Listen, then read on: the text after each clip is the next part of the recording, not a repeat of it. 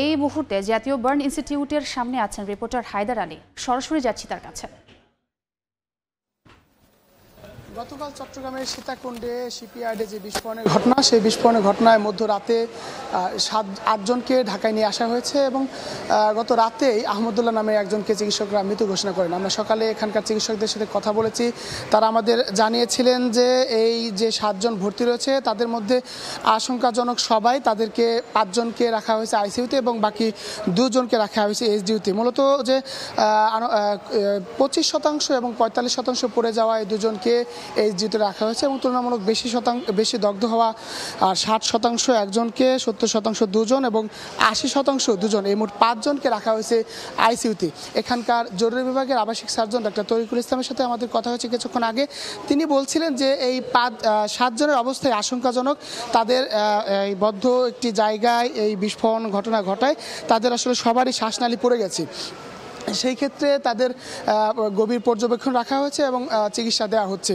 এদেরকে দেখতে কিছুক্ষণ আগে বার্ন ইনস্টিটিউটে এসেছিলেন শিল্প উপদেষ্টা আদিলুর রহমান খান। আমরা জানতে পেরেছি যে শিল্প মন্ত্রণালয়ের পক্ষ থেকে এই ঘটনার কারণ অনুসন্ধানে একটি তদন্ত কমিটি গঠন করা হয়েছে এবং তারা ইতিমধ্যে কাজ শুরু করেছে যে কিভাবে এই দুর্ঘটনা ঘটেছে।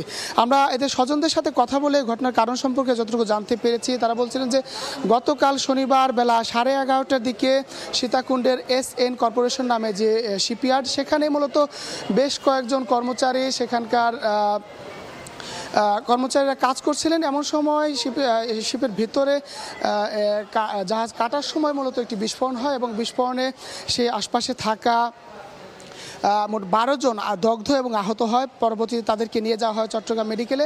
সেখানে গুরুতর যে 8জন দগ্ধ তাদেরকে দ্রুত ঢাকায় পাঠিয়ে দেওয়া হয় এবং তাদেরকে ঢাকায় নিয়ে আসার পর আসলে বার্ন ইনস্টিটিউটে ভর্তি করা হয় এবং সেখানে আনার পর মূলত আহমদুল্লাহ নামে একজনকে মৃত ঘোষণা করেন এবং বাকি 7জন এখানে চিকিৎসাধীন রয়েছেন। চিকিৎসকরা বলছেন যে 7জনের অবস্থায় আশঙ্কাজনক, তাদের সবারই শ্বাসনালী পড়ে গেছে এবং 5জনকে আইসিইউতে, 2জনকে এইচডিইউতে রাখা হয়েছে। তো চট্টগ্রাম সীতাকুণ্ডের যে শিপইয়ার্ডের বিস্ফোরণের ঘটনায়, সেই ঘটনার এই ছিল সবশেষ তথ্য। সরাসরি যুক্ত ছিলাম জাতীয় বার্ন ইনস্টিটিউটে।